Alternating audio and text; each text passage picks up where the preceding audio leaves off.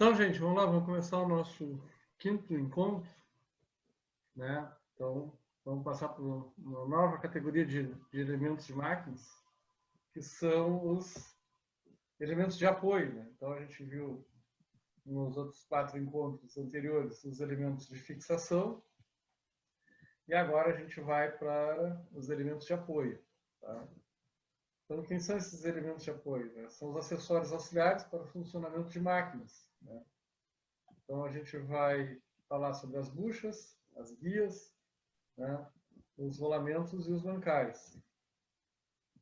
Então, a gente pode observar que buchas e mancais são elementos que funcionam conjuntamente. Realmente, a gente vai trabalhar com bucha e mancal, né, fazendo funções semelhantes.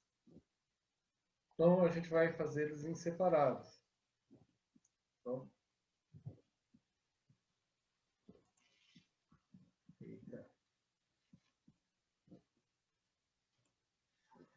Então, o primeiro elemento ali são as buchas, né? As buchas existem desde que se passou a usar transporte com rodas e eixos, tá? Então, no que se inventou a roda e o eixo, se fez necessário o uso de buchas, tá? No caso, as rodas de madeira, até hoje, são usadas em carros de bois. Já existia um problema de atrito. Então, qual é a finalidade dessa bucha, né? É diminuir o efeito do atrito. Tá? Durante o movimento de rotação, as superfícies em contato provocam atrito e com o tempo elas vão se desgastando. Tá? Então, eixos e rodas são necessários para fazer a troca deles. Né?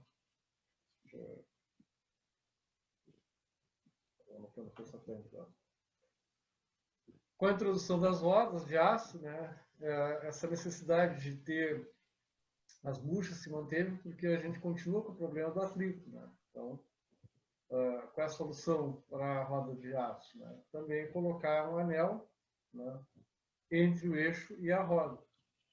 Tá? Ela vai ser, então, esse elemento que vai ser de sacrifício ali. Né? Ela diminui o atrito e ela que vai acabar sofrendo desgaste diante do eixo e cubo da roda. Então, esse anel mais conhecido como bucha reduz bastante atrito, passando a constituir um elemento de apoio indispensável. Há em determinados trabalhos de usinagem a necessidade de furação, ou seja, se fazer furos. Para isso é preciso que a ferramenta de furar fique corretamente posicionada, para que os furos sejam feitos exatamente nos locais marcados. Tá? Então, aqui a gente tem as buchas, aqui nós temos as brocas, né, que é para que façam os furos na peça que está aqui, ó. Né, o produto que a gente quer furar está aqui. Então, aqui tem uma bucha de guia. Né, ela vai servir de guia para a broca realizar o trabalho de furação. Tá? Nesse caso, são usadas as buchas guias para a furação e também para o alargamento de furos. Tá? Devido a sua importância, as buchas guias são estudadas com mais detalhes. A gente vai ver mais ou menos agora no finalzinho do item buchas. O próximo elemento de apoio então, são as guias. A guia tem a função de manter a direção de uma peça em movimento, por exemplo, uma janela corrediça. Né? Esse movimento de abrir e de fechar é feito dentro de trilhos. Esses trilhos evitam que o movimento saia de direção. A gente precisa que o movimento seja longitudinal e a guia é que vai fazer com que esse movimento continue sendo numa determinada longitudinal. Né? Não há um desvio dele. Tá? A guia tem uma mesma função desses trilhos. Uma máquina industrial, como por exemplo a serra de fita, a guia assegura a direção da trajetória da serra. Tá? Geralmente usa-se mais de uma guia em máquinas. Tá? Normalmente se usa um conjunto de guias com perfis variados que se denomina barramento. Como, por exemplo, o barramento do torno. A gente tem ali 2, 3 tipos de guias no barramento de um torno. Vamos ver, então. Ó, aqui a gente tem um exemplo do barramento do torno, que a gente vai ter vários tipos de guia. Vai ter uma guia que é para deslizamento do carro, do todo, né? Outro vai servir para deslizamento, né, do contraponto. Então, a gente vai ter vários tipos de guias. E depois aqui a gente vai ter, né, o próximo elemento de apoio, que são os rolamentos dos bancais. Eles vão atuar geralmente em conjunto, os rolamentos dos bancais. Tá? Os bancais, como as buchas, têm a função de servir de suporte a eixos, e de modo a reduzir o atrito e amortecer choques e vibrações. Eles devem ser de deslizamento ou de rolamento. Os bancais de deslizamento são constituídos de uma bucha fixada no suporte, tá? E são usados em máquinas pesadas com equipamentos de baixa rotação. Tá? Os bancais de rolamento, então, são aqueles que vai aparecer os elementos que podem ser de esferas ou pode ser elementos que são agulhas, né? Para roletes ou agulhas, dependendo da dimensão, a gente vai chamar de ou de rolete ou vai chamar de agulha, né? São peças cilíndricas que constituem o rolamento. De acordo com as forças que suportam, os bancais podem ser radiais ou axiais. O radial é quando o esforço é transversal ao eixo, tá? Aos 90 graus com a linha central do eixo. E axial quando o esforço é longitudinal à linha central do eixo aqui, ó. Tá? Então, vamos para o próximo. Em relação aos bancais de deslizamento, os bancais de rolamento apresentam as seguintes vantagens. Então, quais são essas vantagens para os bancais de deslizamento? Né? Eles oferecem menor atrito e aquecimento, pouca lubrificação, condições de intercâmbio internacional, não desgasta o eixo e evita grande folga no decorrer do uso. Mas os bancais de rolamentos têm as seguintes desvantagens. Quais seriam as desvantagens da gente usar rolamentos? Né? Muita sensibilidade a choques, maior custo de fabricação, tá? Pouca tolerância para carcaça e alojamento do eixo, não suporta cargas muito elevadas e ocupa um maior espaço radial. Tá? Então, quanto à espessura do eixo, né, em relação ao eixo, eles vão ocupar mais espaço que um bancal de deslizamento. Tá? Então, se ganha em eficiência, usar um rolamento, se ganha em eficiência, mas se perde, tá, nesse aspecto de espaço e custo, né? Principalmente custo. Bom, então vamos ver mais especificamente as buchas. Tá? Não sabe bem quem inventou a roda, né? Aquela coisa, quem que inventou a roda? Você não sabe que, né, em várias ocasiões a humanidade se manifestou o uso da roda. Tá?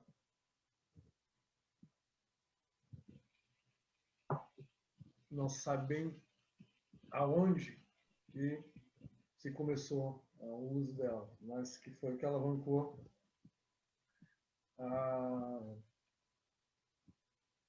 o progresso da civilização. Né? Então, suponhamos que a primeira roda tenha sido inventada através de um tronco cortado para se movimentar alguma coisa pesada. Né? A grande questão que muita gente pergunta é como que os egípcios, né, transportavam aquelas pedras enormes, provavelmente usando algum tipo de rolamento, algum tipo de elemento rolante, né? Poderia ser troncos de árvores, de forma que pudesse que a pedra se deslizasse usando o rolamento. Com a invenção da roda, surgiu logo depois o eixo. Né? O movimento rotativo entre a roda e os eixos ocasiona problema de atrito, que por sua vez causa desgaste tanto dos eixos como das rodas. Para evitar esse problema, nas rodas modernas, surgiu a ideia de se colocar um anel de metal entre o eixo e a roda. Esse anel de metal é chamado de bucha. Tá? Quando se fala rodas modernas aqui, a gente já está falando coisa aí de... Não é coisa que seja desse século XX. Né? Já estamos falando de coisa do século XVIII, XIX. Tá? Aí da Revolução Industrial para cá. Bom,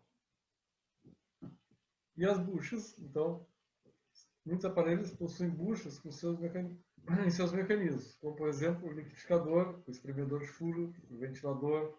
Tá? As buchas são elementos de máquina de forma cilíndrica ou cônica e servem para apoiar os eixos, guiar brocas e alargadores. E nos casos em que o eixo desliza dentro da bucha, deve haver lubrificação. Pode ser fabricado de metal anti-fricção ou de materiais plásticos. Normalmente a bucha deve ser fabricada com material menos duro do que o material do eixo. Tá? Se gaste a bucha, mas que não se gaste o eixo. A bucha, por ter um custo bem menor do que o eixo, né, a gente prefere trocar uma bucha do que trocar um eixo. Tá? O que seria um metal anti-fricção? Tá? O metal anti-fricção geralmente é um metal de liga, né? Pode ser uma liga de cobre, de zinco, de estanho, de chumbo, de antimônio. Tá? Era muito usado isso aqui, esse termo metal patente, né? O metal branco. Isso era muito usado nas oficinas. Falar de metal patente. O que seriam os metais patentes? Seriam essas ligas, né? Que a gente falou agora há pouco aqui, do zinco, estanho, chumbo, antimônio. Classificação das buchas, então. Como é que a gente pode classificar, como é que a gente, né, agrupa as buchas, né? Elas podem ser classificadas pelo tipo de solicitação, ou seja, qual o tipo de esforço que ela está sendo submetida, né, que tipo de força que ela recebe. Tá?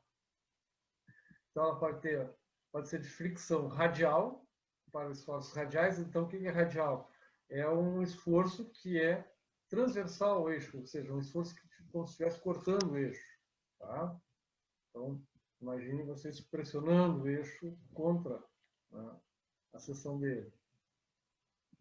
De fricção axial, né, para esforços axiais. Então, o esforço axial é quando a gente empurra o eixo pela sua ponta, né, ao longo da sua linha central. Tá? Isso é axial, a parte longitudinal do eixo. E as buchas cônicas para esforço nos dois sentidos. Então, a gente tem aqui uma bucha para esforço radial, que é nesse sentido ao longo do eixo, ou aqui já está a bucha de pé, né? Então o esforço axial está aqui, a linha central, esse traço e ponta aqui, ó, representa a linha central do eixo. Então, o esforço axial é nesse sentido do eixo aqui, ó. Tá? E uma bucha cônica, ela é resistente aos dois tipos de esforço, tanto radial quanto axial. Então, vamos dar uma olhadinha nas buchas de fricção radial. Tá? Elas podem ter várias formas, as mais comuns são feitas de um corpo cilíndrico furado, né? Sendo que o furo possibilita a entrada de lubrificantes. Tá? Então, para que a gente vai deixar o furo? É para conseguir introduzir o lubrificante. Essas buchas são usadas em peças para cargas pequenas e em lugares onde a manutenção seja fácil. Em alguns casos, essas buchas são cilíndricas na parte interior e cônicas na parte externa. Os externos são roscados e tem 3 rasgos longitudinais, o que permite um reajuste das buchas nas peças. Então, é isso que ele está falando aqui para nós. Então, eu tenho ali a parte interna cilíndrica, né, e a parte aqui externa, ó, cônica, tá, para poder ajustar, né, ao corpo da máquina. Tá? E ainda tem essas duas partes nas suas pontas que ele falou ali, ó, que possuem, ó, eles ali, ó. Os extremos são roscados e tem 3 rasgos longitudinais, o que permite reajuste da bucha. Rasgos longitudinais que ele está falando são esses rasgos aqui que você está enxergando. Ó. Tem um rasgo, outro, mais outro. Tá? Bucha de fricção axial. Tá? Essa bucha é usada para suportar um esforço do eixo em posição vertical. Então, olha que o eixo está na posição vertical, está de pé aqui. Ó. E a bucha, então, vai suportar esse esforço no sentido axial. Tá? Aqui tem uma beira ali, ó, para segurar o eixo ali e a peça, na peça aqui no mental. Tá? E depois a gente tem a bucha cônica. Esse tipo é usado para suportar um eixo do qual se exigem esforços tanto radiais quanto axiais. Então, ele suporta esforços nesse sentido longitudinal, ao longo da linha do eixo, mas também transversal ao eixo. Quase sempre essas buchas requerem um dispositivo de fixação, e por isso são pouco empregadas. Bucha guia para furação e alargamento. Tá? No dispositivo para furação, a bucha guia orienta e possibilita um alto posicionamento da ferramenta em ação na peça. Dessa forma, obtém-se a posição correta das superfícies a serem usadas. Então, a bucha guia não vai deixar com que a broca vá balançar e dar uma diferença no furo que vocês estão executando, tá? Para garantir que a dimensão do furo, né, fique dentro daquilo que vocês estão buscando. As bucha-guias são elementos de precisão, sujeitos a desgaste por atrito, por isso elas são feitas de aço duro, com superfície bem lisa e de preferência retificadas. Tá? As buchas pequenas até 20 milímetros de diâmetro são feitas em aço carbono, temperado ou nitretado. As maiores são feitas em aço cementado. A distância entre a bucha guia e a bucha baseia-se em 2 parâmetros. Quando o cavaco deve passar pelo interior da bucha guia, a distância será de 0,2 milímetros. Quando o cavaco deve sair por baixo da bucha guia, a distância será igual a maior a 0,5 milímetros, multiplicado pelo diâmetro do furo da bucha. Tá? Aqui na questão do aço, né, porque temperado e cementado, né, seria a diferença de dureza da superfície. Né? Então, de acordo com o tratamento térmico, a gente vai ter mais ou menos carbono na superfície, dependendo do tipo de tratamento que a gente vai dar. Tá? Aqui a questão do ajuste, isso aqui depois a gente vai conversar mais adiante, né? O ajuste recomendado H7N6, depois eu vou falar para vocês que vem a ser esse H maiúsculo e M minúsculo. Tá? Um se refere a eixo, outro se refere a furo. Né?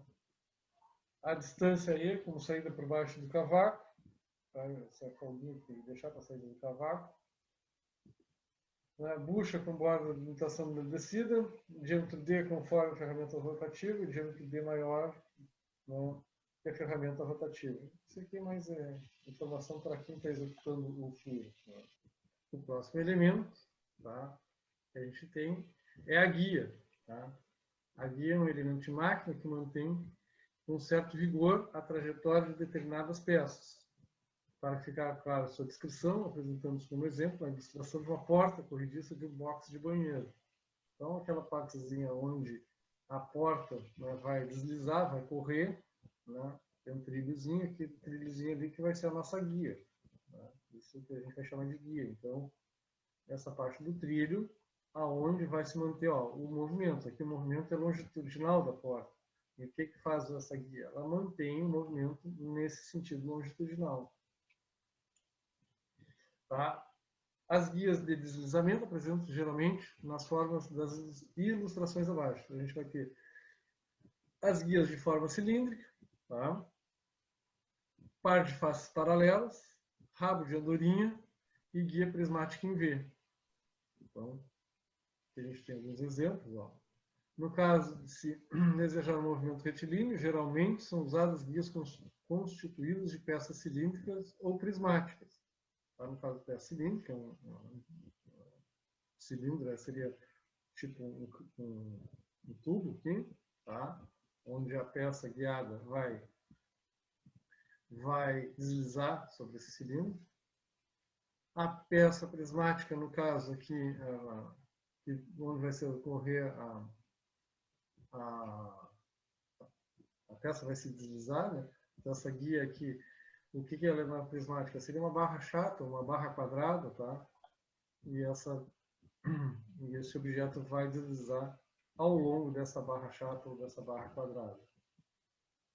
Tá? Essas peças deslizam dentro uma da outra como forma geométrica semelhante, conforme a ilustração. As guias podem ser abertas ou fechadas, como pode ser visto nas ilustrações a seguir. Então aqui a gente tem a guia prismática, aí a guia do rabo de andorinha. Isso aqui é muito encontrado nos carros do torno, né? Se vocês observarem ali o carro transversal, o carro longitudinal do torno, vocês vão observar esse tipo de guia para ocorrer o movimento, né? Para que não haja nenhuma alteração no movimento da peça. Tá? Então que a gente tem vários tipos aqui, ó.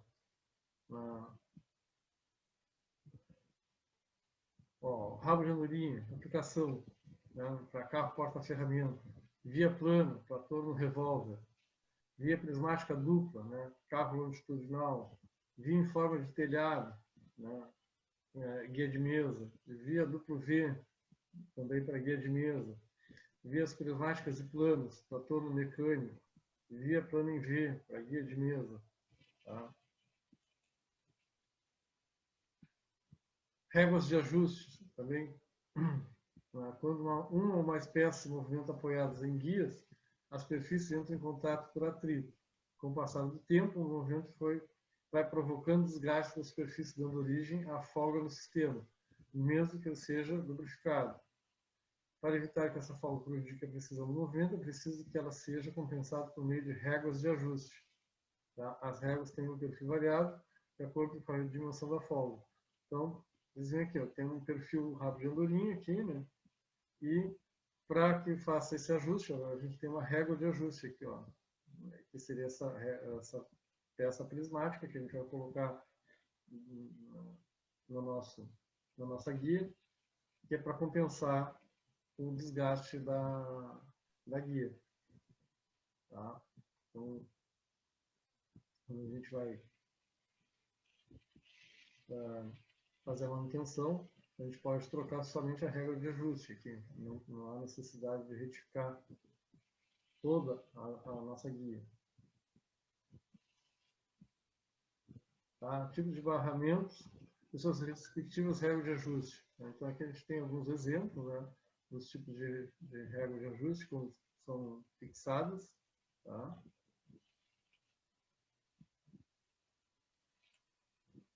Eu acho bem interessante, né, alguns vídeos que tem do pessoal dando manutenção no torno, né? Assim, o pessoal lá vai recuperar um torno lá e aí desmonta tudo, aí mostra o que vai trocar, o que não vai trocar. Bem interessante esse tipo de vídeo. O YouTube hoje está cheio disso, né? O pessoal vai dar uma manutenção toda, o cara grava toda a manutenção, desmonta todo, tira tudinho, né? E depois mostra quais são as peças que ele está trocando, o que está retificando, o que não está retificando, o que tem que trocar. É bem legal isso aí. Né? A gente tem... Só que muitas vezes não tem som, não tem descritivo, né? O pessoal mostra imagem, né? Então a gente tem que ficar mais antenado e olhando. Só para vocês terem uma ideia. Bueno, então mancais. O mancal pode ser definido como suporte ou guia em que se apoia o eixo. No ponto de contato entre a superfície do eixo e a superfície do mancal, ocorre atrito. Dependendo da solicitação do esforço, mancais podem ser de deslizamento ou de rolamento. Tá? Então aqui tem a parte inferior de um carro de boi, né? Então, uma carroça, né? Aqui não tem nem suspensão, tá? Aqui só tem um eixo, né? E uma roda, tá? E ali tem um detalhe do mancal. Tá? E a gente tem, então, aqui um exemplo de mancal de deslizamento. Aqui a gente tem a parte do mancal aqui, propriamente dito, que é bipartido. Né? O mancal de deslizamento, geralmente os mancais de deslizamento são constituídos de uma bucha fixada no suporte, e esses mancais são usados em máquinas pesadas ou em equipamentos de baixa rotação, porque a baixa velocidade evita o superaquecimento dos componentes expostos ao atrito. Tá? Então, a gente vai ter essas buchas suportando, geralmente junto ao eixo, né? E ela vai estar fixada no mancal. Tá? Essa bucha fica fixada no mancal e o eixo vai ficar girando ali, suportado pela bucha. O uso de buchas e de lubrificantes permite reduzir esse atrito e melhorar a rotação do eixo. As buchas são geralmente corpos cilíndricos ocos que envolvem os eixos, permitindo uma menor rotação. Tá? São feitos de materiais macios, como o bronze e ligas de metais leves. Tá? Aqui é uma rotação que está melhor de se ver aqui. Ó.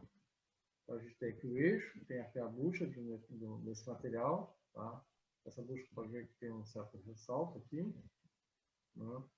E aqui a gente tem a parte do suporte, que vai ser o apoio dessa ponta de eixo. Quando necessitar de mancal com maior velocidade e menos atrito, aí o que a gente faz? A gente vai passar para o mancal com rolamentos. Falar dos rolamentos. Eles são mais importantes, então a gente vai gastar mais tempo falando sobre os rolamentos, tá? Pela complexidade deles.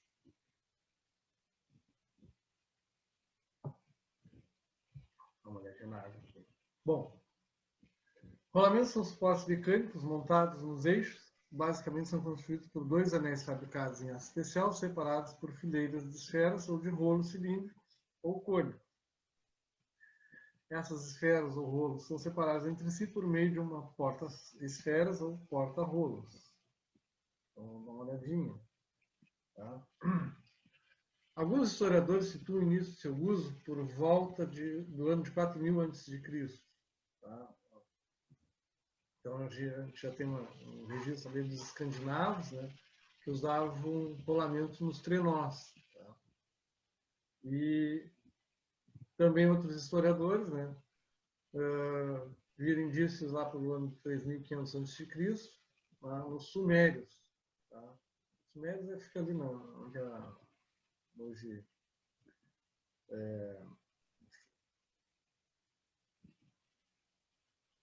aqui é Irã, Iraque, aquela região ali do Irã e Iraque. Tá? Eles utilizavam um cubo de roda construído de madeira, montado sobre um eixo também de madeira. Tá? Então, isso porque foi visto uma ilustração de uma biga, né, que usava esse tipo de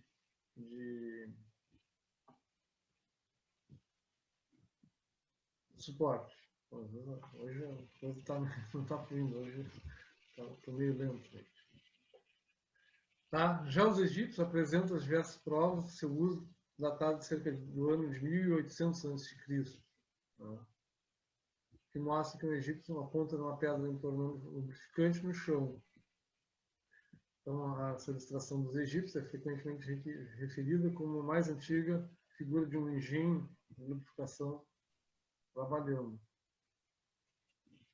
Tá? Nas civilizações clássicas, Grécia, Roma, temos grandes aplicações dos elementos rolantes. Porém, na civilização romana, onde mais espetaculares desenvolvimentos são encontrados. Tá? Então, você encontrou muita coisa feita durante o Império Romano que usavam os rolamentos. Tá? Então, é muito utilizado na navegação, nos barcos romanos. Tá? Eles tinham já um bom conhecimento. A engenharia romana era muito avançada para a época deles. Isso para 2, 3 mil anos atrás, os romanos estavam muito à frente do resto do pessoal da Europa. Depois, com a Revolução Industrial, né, que vai haver um grande desenvolvimento do rolamento. Né? Então, com a industrialização, a utilização de rolamentos ganha uma importância muito grande. Tá? Ele se desenvolve a função de suportar eixos, né, permitindo realizar movimentos rotacionais com facilidade, minimizar a fricção, diminuir o atrito, né, entre as peças móveis das máquinas e também para suportar carga. Então, são os dois fatores principais da utilização do rolamento, né, que é minimizar a fricção e suportar carga. Sempre que há rotação, existe a necessidade de alguma forma de mancal, seja por meio de rolamentos ou de deslizamento. Bom, deslizamento é o que a gente acabou de ver, né? Que é aquele da bucha, né? Um eixo. E agora a gente vai ver essa parte do rolamento. Então aqui a gente tem mais ou menos um esquemático do rolamento de esferas. Ó. Então aqui temos o apoio, né? Onde ela vai estar transferindo o esforço para o chassi, né? E aqui tem o efeito do movimento de rotação. Tá? Então, dependendo do tipo de rolamento, alguns movimentos vão ser restringidos. Né? Por exemplo, o rolamento simples de esfera restringe o movimento radial. Tá? Qual é a utilização dele? Vai não nos permitir o movimento radial. Já depois vai ter alguns outros tipos de rolamentos que a gente vai usar que restringe não só o movimento radial, mas também vai ter que suportar alguns dos esforços axiais. Tá? Então, os rolamentos também denominados mancais de rolamento, porque geralmente a gente trabalha em conjunto, na parte onde vai se colocar o rolamento, né? Onde ele vai ficar alojado. Então, eu preciso uma parte onde eu alojo o rolamento e o rolamento propriamente dito, que ele é formado, então, das seguintes partes. Né? Um anel interno e externo, então aqui a gente tem o externo, e o anel interno. Então, e entre o anel externo e interno, né, vão ter os corpos rolantes, no caso aqui a gente está usando esferas, tá? E a gaiola separador, né, que seria aquela parte que separa os elementos rolantes. Essa figura ficou meio... A outra ficou melhorzinha. Né? As vantagens dos rolamentos em relação aos mancais de deslizamento. Então, as vantagens são menor atrito e aquecimento, coeficiente de atrito de partida, ou seja, coeficiente de atrito estático, não superior do dinâmico de operação. Tá? Pouca variação do coeficiente de atrito com a carga e a velocidade. Baixa exigência de lubrificação. Intercambiabilidade internacional.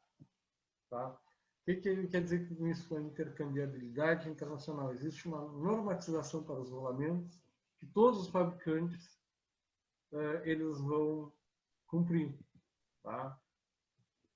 Então, se vocês pegarem, né, um rolamento fabricado pela SKF, um 6205 da SKF, ele vai ter as mesmas características de fabricação do 6205 da FAG, que tem que ter as mesmas características, né, da NSK. Qualquer fabricante vai te dar as mesmas características para essa denominação. Então, qualquer um que fabrique um 6205, né, eles têm que ter as mesmas características dimensionais. E, bom, o que vai diferenciar um do outro? Né? Aí a qualidade dos materiais utilizados, a qualidade de fabricação de um e de outro. Tá? Buenas. Mantém a forma do eixo, né? Não ocasiona desgaste do eixo e pequeno aumento da folga durante a vida útil. As desvantagens do uso de rolamentos. A gente vai ter maior sensibilidade aos choques, tá? Maior custo da fabricação, por serem peças de precisão, maior precisão do que uma bucha, né? Então ele tem um custo maior. Tolerância pequena para a carcaça e o alojamento do eixo, né? E tem um limite de carga, ou seja, um limite da força utilizada sobre eles. Então, não suporta cargas tão elevadas como os mancais de deslizamento. A constituição, né? Então a gente pode ter 3 tipos de elementos rolantes. Né? Então a gente vai ter rolamentos de esferas, cilíndricos e cônicos. Tá? Então a gente vai ter esses 3 tipos de elementos que constituem os elementos rolantes do nosso rolamento. Ah, ficou feio. Classificação dos rolamentos. Quanto ao tipo de cargas que suportam os rolamentos podem ser. Tá? Radiais, né? Suportam cargas radiais e leves. Então, os rolamentos axiais suportam cargas axiais e não podem ser submetidos a cargas radiais. Tá? Por exemplo, o rolamento de embreagem de automóveis. Então, o rolamento de embreagem geralmente é para cargas axiais. E a gente tem os rolamentos que servem tanto para carga axial quanto radial, que são aqueles combinados. Tá? E a gente costuma dizer que eles são autocompensadores. Né? Então, eles servem tanto uma carga radial quanto uma axial. Então, os elementos de uma roda de automóvel geralmente também são do tipo misto. E aqui ele está usando um elemento cônico. Tá? Quanto à forma construtiva, podem ser rolamento fixo de uma carreira de esferas, rolamentos blindados. Então, de uma carreira de esferas, eles podem ser blindados, vedados, rolamento de contato angular de uma carreira de esferas, e rolamento autocompensador de esferas. E depois a gente pode ter o rolamento de rolo cilíndrico. Tá? A gente pode ter o rolamento autocompensador de uma carreira de rolos, rolamento autocompensador com duas carreiras de rolos, rolamento de rolos cônicos, rolamento axial de esfera, rolamento axial autocompensador de rolos e rolamento de agulhas. Tá? Para cada tipo de rolamento, a gente tem para cada tipo de esforço, para cada tipo de máquina, a gente vai ter um tipo de rolamento a ser escolhido. Tá? Rolamento fixo de uma carreira de esferas, então é aquele mais comum que a gente encontra, né? Suporta cargas radiais e pequenas, cargas axiais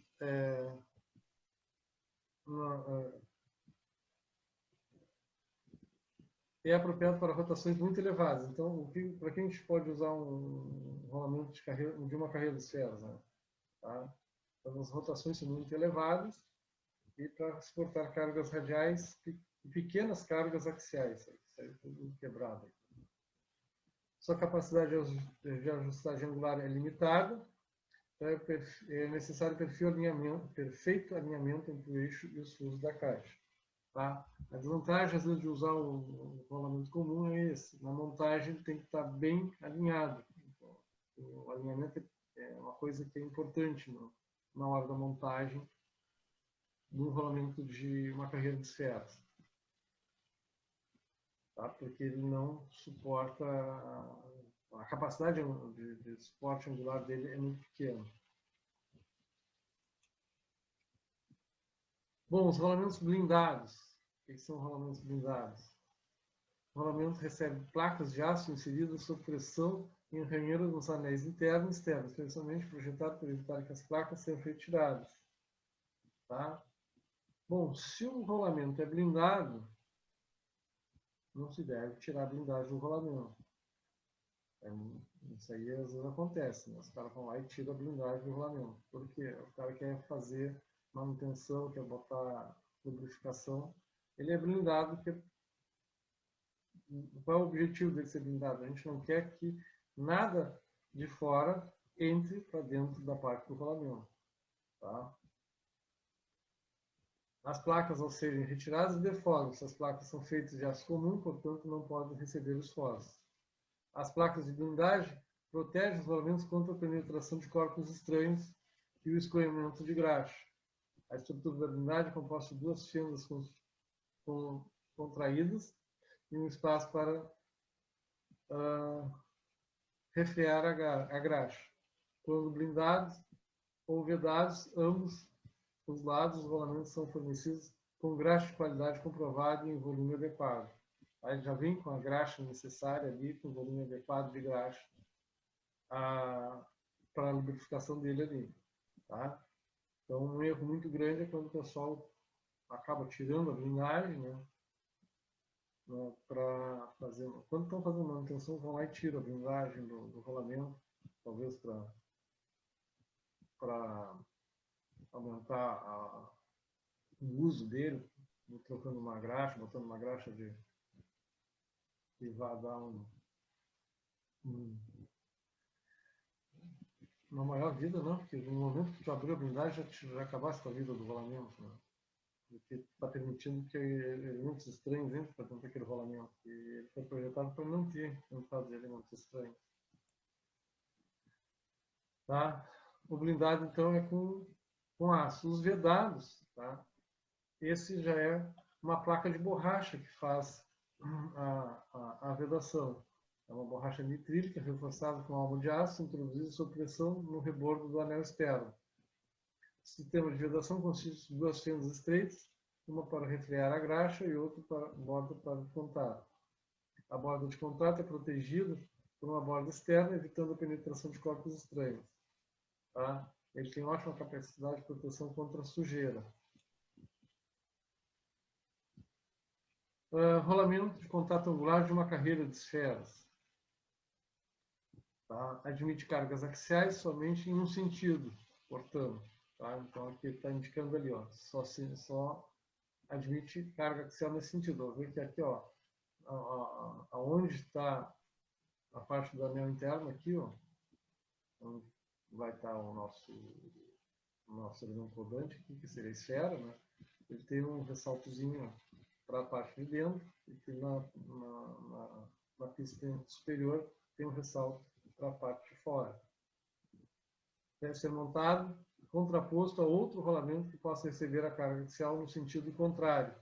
Então aqui a gente realmente vai trabalhar com um sentido e o outro virado para o outro sentido, né? Montado aos pares, um rolamento de contato angular de uma carreira de esferas.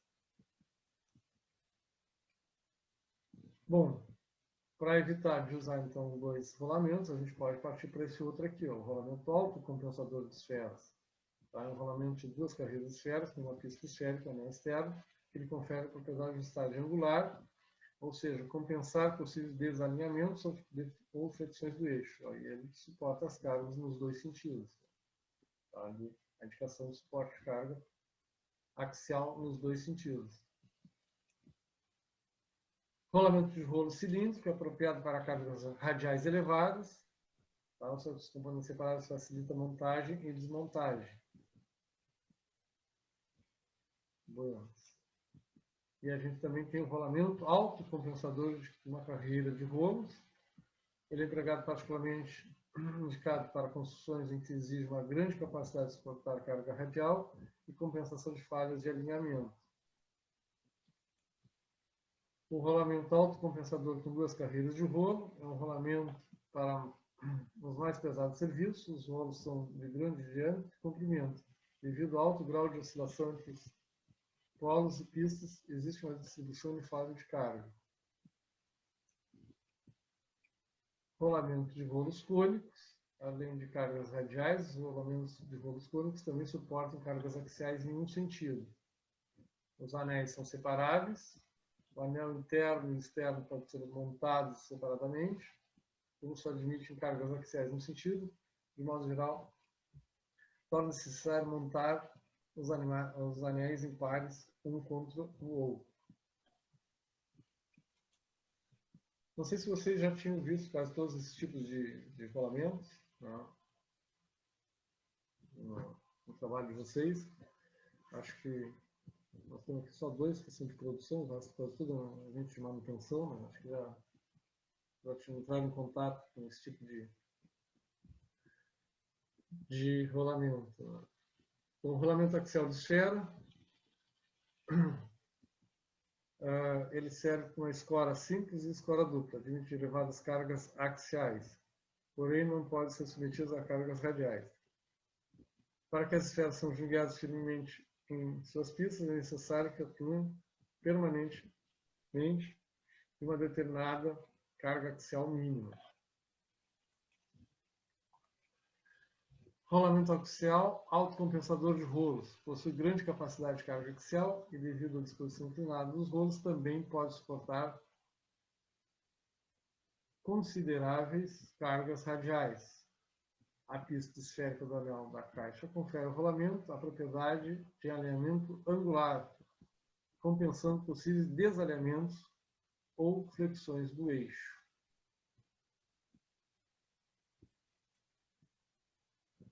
Tá, mas aí não falou aqui. A figura ficou bem de cima da... Vou ter que fazer tudo isso. Rolamento de agulhas possui uma seção transversal muito fina em comparação com os rolamentos de rolo comum. Tá? Então, a diferença do rolamento de agulha, né, é a dimensão do elemento rodante. Tá? No elemento rodante, o cilindro é maior, né, e na agulha ele é menor. Bom, então como é que a gente vai proceder à escolha do rolamento? Tá? Para selecionar o rolamento a ser usado, deve-se levar em consideração as cargas que nele serão aplicadas, a vida nominal básica desejada, além da rotação e do ambiente onde ele será submetido. Os fabricantes de rolamentos oferecem catálogos que ajudam na escolha mais adequada do serviço destinado. Tá? Deixa eu dar um... Bom, depois eu volto aqui. Como é que a gente procede para a identificação do produto? Tá? Para a substituição do rolamento, né, deve-se atentar para as seguintes características. Né? Qual é o fabricante, né, do rolamento, o tipo do rolamento, então identificar dentro de todos aqueles que a gente falou agora, que tipo é, tá? Se é de esfera, se é de rolo, se é de agulha, né? E aí se é de esfera, se é só uma carreira, né? Se é de 2 carreiras, então assim por diante. A gente vai fazer essa identificação do tipo de rolamento. Outra coisa que a gente tem que se antenar é o diâmetro do furo, tá? E o diâmetro externo do rolamento. E também fazer a medição da largura do rolamento. Tá? E importante também qual é a rotação da máquina a que esse rolamento está submetido. Então, são essas informações importantes que a gente precisa para identificar o produto para que a gente possa fazer a substituição dele. Bom, todo o rolamento segue um número de identificação, tá? Então, que a gente chama de série dimensional. Então, cada número que compõe, como eu falei há pouco, né? Tá lá, 6205. O que quer dizer isso, 6205? Né? O primeiro número, né, que constitui a identificação dele é o tipo de rolamento. Então, quando eu falei 6, né, 6205, o 6 identifica que é um rolamento de esfera. Tá? O segundo número identifica a largura do rolamento. Tá? O terceiro tem a ver com o diâmetro externo e o último com o diâmetro do furo. Tá? Então, aqui, ó, esses últimos números aqui, ó, de 1 a 9 é de 1 a 9 milímetros. Tá? E assim por diante. Tá? Então, depois a gente vai multiplicando por 5 para saber qual é o diâmetro do furo. 6205, eu pego esse 5, multiplico por 5, 5 vezes 5, 25. Então, eu sei que o diâmetro do furo é 25 milímetros. Tá? 6206, 6 vezes 5, diâmetro do furo, 30 milímetros. O último número que identifica o rolamento, vocês multiplicam por 5 e vocês vão descobrir qual é o diâmetro do furo. Tá? Aqui então, tem uma tabelinha de série dimensional da NSK. Tá? Então, aquele exemplo de identificação de rolamento fabricado pela NSK. Não vai ser muito diferente dos outros fabricantes, da FAG, da SKF. Tá? Essa série dimensional. Bom, e aqui uma parte mais delicada para nós, que é o dimensionamento. Ou seja, como eu vou dimensionar, como é que eu vou dar as características funcionais do nosso rolamento. Tanto para dimensionamento quanto para a seleção do rolamento, é importante definir inicialmente o tipo de solicitação ao qual ele estará submetido. Podemos verificar duas situações distintas, carga estática ou dinâmica. Tá? Eu posso escolher isso simplesmente só pela carga estática, ou seja, quanto que ele suporta a máquina estando parada, ou quanto ele suporta com a máquina em movimento, né? Seria a carga dinâmica. Então, a gente tem dois tipos de carga. Só o peso da máquina sobre os mancais, tá? A gente vê lá quanto está distribuindo de peso da máquina para cada um dos mancais, e a gente vai ter, então, a carga estática. E carga dinâmica, quanto essa carga, quando está em movimento, quanto que ela distribui de carga para cada um dos mancais. Tá? A carga estática, o rolamento encontra-se parada ou oscilando lentamente, ou seja, uma rotação abaixo de 10 RPM. Na carga dinâmica, o rolamento está movimentado acima de uma rotação de 10 RPM. Então, o que vai ser carga estática? Isso aqui são, essas nomenclaturas C0, P0, são nomenclaturas que aparecem nos catálogos dos fabricantes. Tá? Então, nos catálogos dos fabricantes, vocês vão ver exatamente assim, C0 e P0. Tá? E vão ver esses fatores como FS. Tá? Então, isso aí vai estar tudo discriminado nos catálogos. Tá? Então, carga estática. Quando o rolamento estiver atuando parado com baixa oscilação. Dimensionamento é realizado por meio da capacidade de carga estática. A carga estática é a carga atuante nos elementos rolantes na pista.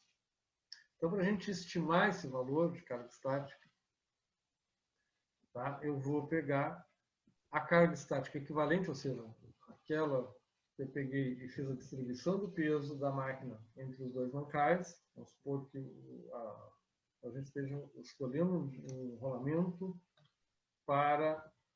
rolamentos para colocar num ventilador centrífugo. Então a gente tem um mancal de um lado, um mancal do outro, e vamos supor que o rotor esteja bem a centro do eixo.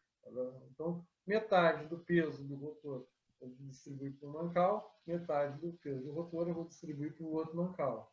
Então, qual é a carga estática equivalente sobre o mancal? Metade daquele peso daquele rotor. Tá? Entenderam aí? Como é que a gente... Tá? Tem lá a força-peso do nosso rotor. É 1000 newtons. Então, eu vou ter 500 newtons para um mancal, 500 newtons para o outro mancal. Tá? E depois aqui a gente tem que acrescentar esse fator de esforços estáticos. Tá? É um fator adimensional que ele é padronizado. De que maneira? Tá? Lá nos catálogos tem, para cada tipo de esforço de máquina, né, uma característica de fator de serviço. Realmente tem uma tabela, né, para fator de serviço. Aí tem lá máquina para moinho, moinho de farinha. Então tem vários tipos de aplicação. E aí, nesses vários tipos de aplicações, a gente vai ter qual o tipo de fator de serviço para cada um deles. A carga estática equivalente é uma carga, né, que é resultante determinada em função das cargas axial e radial, que atuam simultaneamente no rolamento. Quando o rolamento for solicitado com uma carga radial ou axial isoladamente, essa deverá ser a sua carga equivalente. Na atuação simultânea de cargas axiais e radial, a gente vai usar essa equação aqui, ó, tá? Que é mais ou menos para dar qual é a parcela de carga radial, qual é a parcela de carga axial na nossa carga estática equivalente. Então, se eu tiver só carga radial, eu não preciso fazer essa equação. Toda carga radial já é a minha carga equivalente. Tá? Mas, se eu tiver uma carga radial e axial atuando ao mesmo tempo, eu preciso usar essa equaçãozinha aqui, onde a gente vai ter o x0, que é o fator radial, também é tabelado, está lá no fabricante. Por exemplo, aqui, ó, rolamento de esferas. O x0 é 0,6 e o y0 é 0,5. Tá? E a relação entre a força axial e radial é 0,8. Tá? Então, para cada relação entre força axial e radial, ó, força axial e radial 0,8. A gente vai usar esses dois valores, 0,6 e 0,5. Tá? Depois ele tem lá, se a relação entre força axial e força radial for 0,9 ou 1, aí tem outra listazinha de x0 e y0 para usar na equação aqui. Tá? Isso aqui é dado do fabricante. Né? Qual é a carga axial que a nossa máquina suporta e qual é a carga radial que a nossa máquina suporta. Ó, então, falando aqui do fator de serviço estático, aquele FS, é um coeficiente de segurança que preserva a ocorrência de deformações plásticas excessivas nos pontos de contato, entre os corpos rolantes e a pista. Então, o fator de esforço estático é um coeficiente de segurança. Tá? Ele vai aumentar o valor daquela carga, né, para que a gente escolha com mais cuidado o nosso rolamento. Então, aqui, ó, o fator de serviço fica entre 1,5 e 2,5 para exigências elevadas. Ele fica entre 1 e 1,5 para exigências normais e entre 0,7 e 1 para exigências reduzidas. Tá? No catálogo, aí sim, ele pode diferenciar um pouco de um fabricante para outro. De repente, o que é uma exigência elevada para SKF é uma coisa, o que é exigência elevada para FAG é outra. Então, aí a gente precisa ter o catálogo em mão para a gente fazer essa escolha. Amanhã, quando a gente for fazer um exercício de escolha de rolamento, tá? Eu vou disponibilizar para vocês o catálogo da FAG, que eu tenho aqui em PDF. Eu não sei se vai conseguir. Eu vou tentar mandar por e-mail, que eu acho que pelo WhatsApp não vai carregar o catálogo. Mas eu vou disponibilizar para vocês de qualquer jeito. Então, vou dar um jeito de isso aí chegar na mão de vocês. Tá? E aí a gente vai olhar cada um desses aí na hora de fazer o nosso exercício de escolha de rolamento. Certo? Buenas. E a carga dinâmica? Bom, agora vamos falar sobre carga dinâmica. Né? Então, quando a rotação é mais do que 10 RPM, né, a gente vai falar sobre carga dinâmica. Então, carga estática é quando a rotação era muito baixa, e se a rotação for acima de 10 RPM, a gente já vai considerar como se a carga fosse dinâmica. O que acontece, a gente tem alguns outros fatores. Tá? A forma de montagem é muito parecida, tá? Mas, por exemplo, a gente precisa descobrir qual é a nossa capacidade de carga dinâmica. Tá? Essas duas informações aparecem no catálogo do rolamento, o C0 e o C. Podemos calcular a capacidade de carga dinâmica utilizando a seguinte relação. Tá? Esse FE é o fator de esforço dinâmico. O FN, fator de rotação. O P é a carga dinâmica equivalente. Tá? Esses dois valores também são lidos no catálogo, tá? Ou através de tabela ou através de gráfico. Tá? Isso, dependendo do fabricante, ele vai nos fornecer ou em forma de gráfico ou em forma de tabela, o FE e o FE. Tá? E o P a gente vai fazer um cálculo semelhante ao da carga estática. Então, o FE, fator de esforços dinâmicos. Esse fator está associado à aplicação do equipamento em condições usuais da carga. A literatura relata diversos valores, tá? Então, esses já tabelados. Então, aqui a gente tem, na forma de tabela, máquinas leves, 1 a 2, máquinas médias de 2 a 3,5, máquinas pesadas de 3,5 a 6. E aí a gente tem que, mais uma vez, ter o catálogo para saber o que aquele fabricante de rolamentos considera como máquina leve, o que ele considera como máquina média, o que ele considera como máquina pesada. Tá?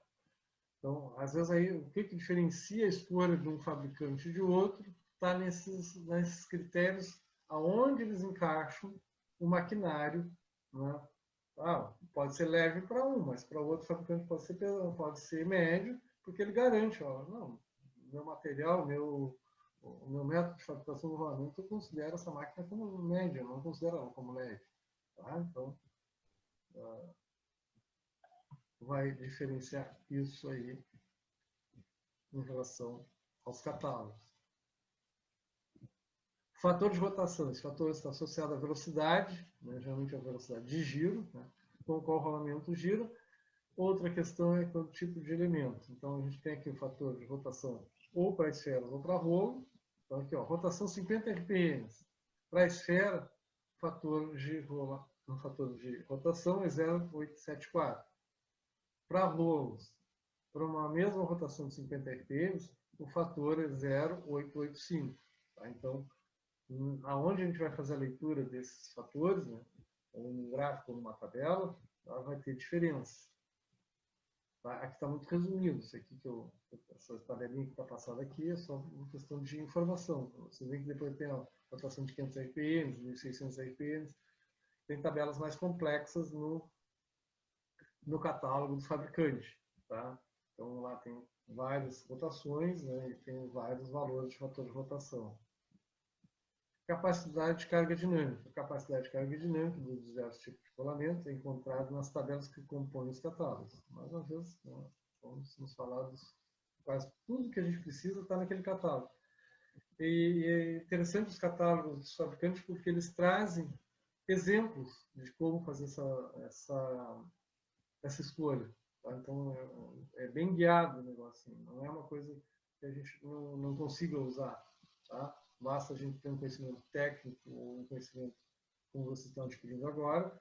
E depois, quando pegar o catálogo, vocês vão conseguir fazer uma escolha seguindo as orientações que está ali naquele catálogo do fabricante. Tá? Não é uma coisa, não é um bicho de 7 cabeças. A carga dinâmica equivalente, então, denomina-se carga dinâmica equivalente quando houver uma atuação simultânea de cargas radiais e axiais. Tá? Essa carga constitui uma suposta carga resultante, que pode ser definida. Vê que a equação é bem parecida. Tá? Só que lá a gente tinha P0, X0 e Y0. Aqui a gente vai ter P, X e Y. Tá? Mudou só o índice da letra. A equação é a mesma, só que os fatores são um pouquinho diferentes. Ó. Aqui, para a relação de força axial por força radial ser 0,8, eu tenho o x que eu vou botar na equação é 0,4 e o y que eu vou botar na equação é 0,8. Tá? Novamente, carga radial e carga axial. E aí a gente faz o cálculo para saber quanto que vai ser a nossa carga dinâmica equivalente.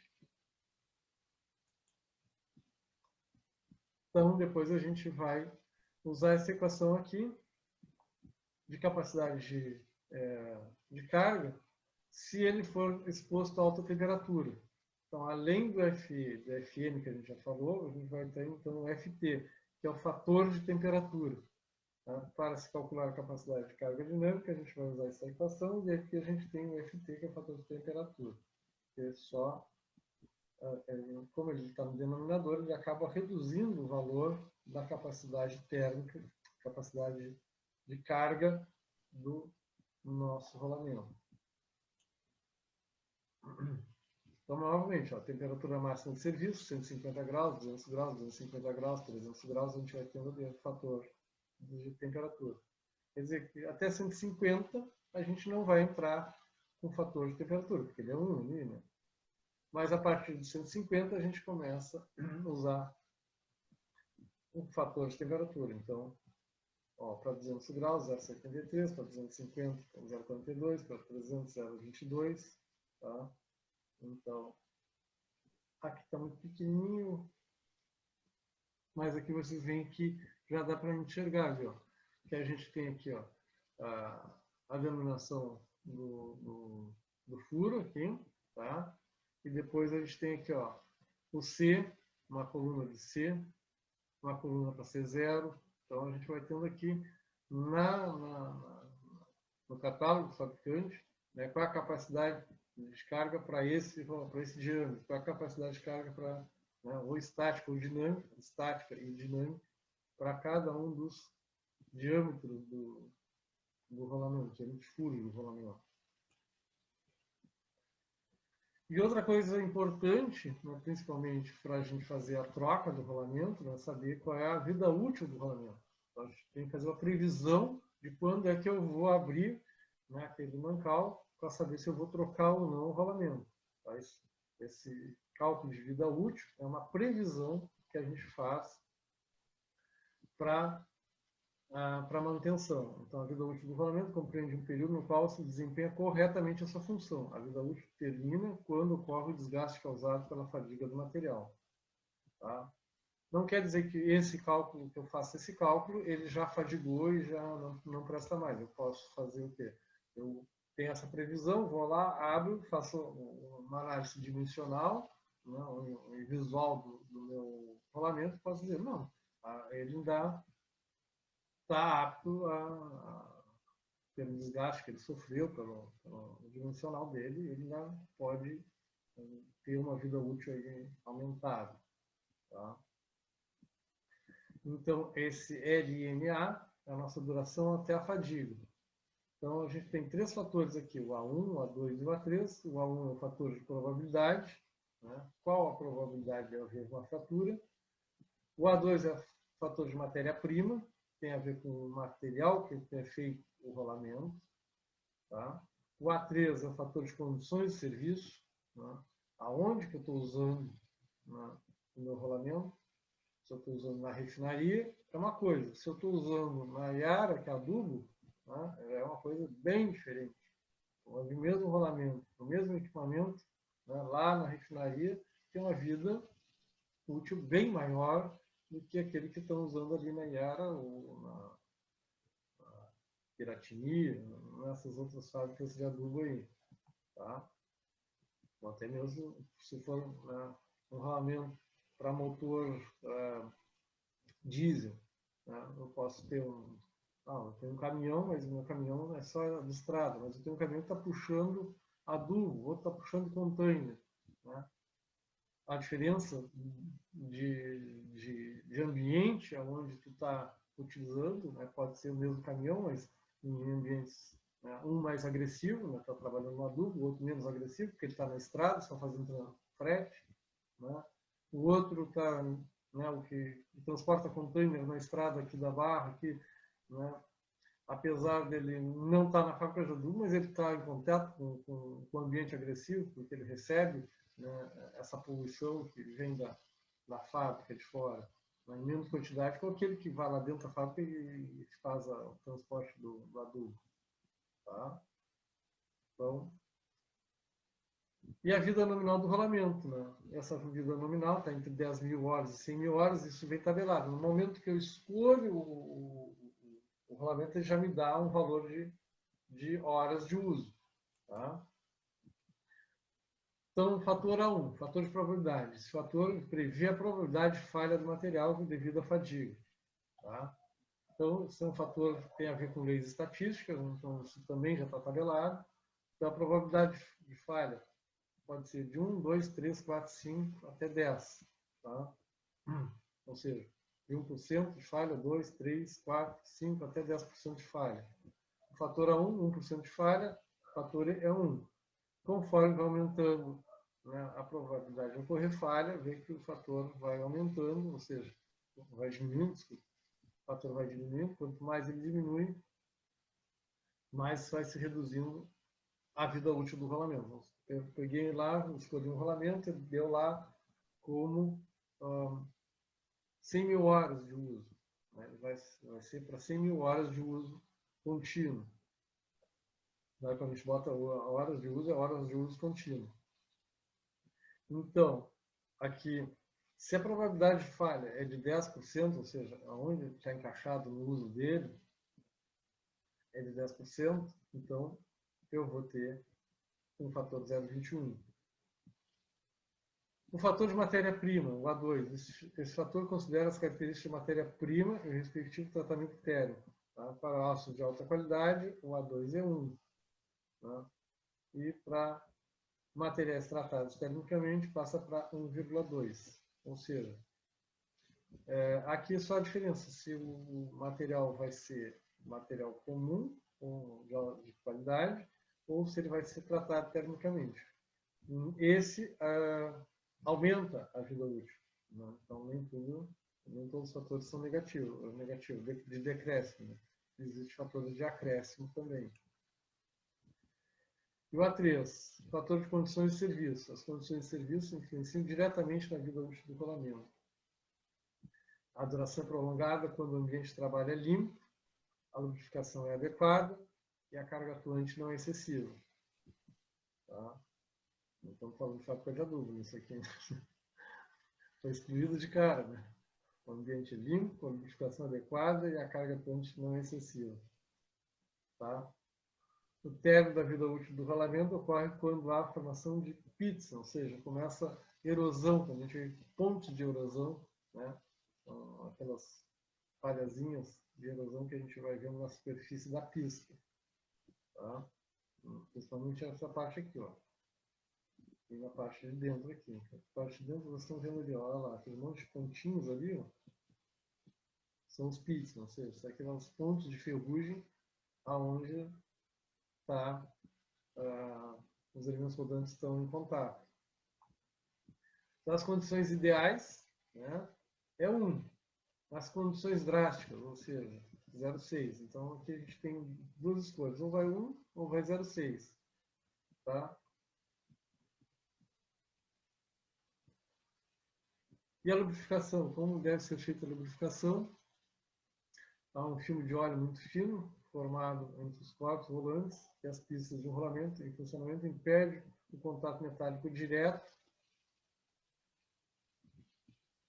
e possui uma espessura típica de 0,01 milímetro. Esse filme é bastante fino e a diferença entre o sucesso e a catástrofe, né, é não ter essa película. Tá? Vê que só uma película de óleo, né, de lubrificante, já se faz necessário para o bom funcionamento. Não tendo essa película, né, aí já começa a ter problemas no nosso rolamento. Né? Vai ter aquecimento, vai ter falha. Né? Bom, isso aqui vai ser a parte de amanhã. Tá? E amanhã a gente vai para a escolha dos rolamentos. Tá? Então, por hoje era isso. Né? Dúvidas, perguntas, gente? Façam as perguntas.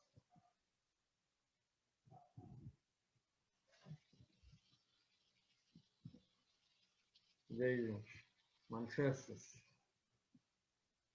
Hoje me deixaram no vácuo falando sozinho. Ontem todo mundo participou, mas hoje vou ter que começar a chamar de novo.